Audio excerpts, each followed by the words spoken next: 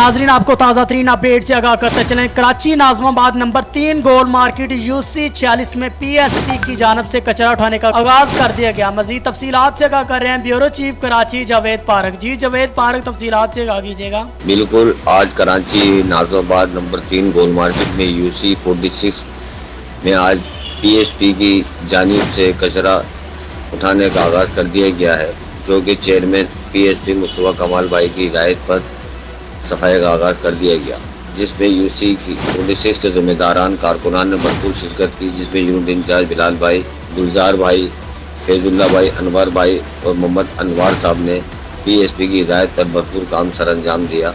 Mohammad Javed Parekh, 29 news bureau chief Karachi. जी जावेद पारक, आपका बहुत शुक्रिया।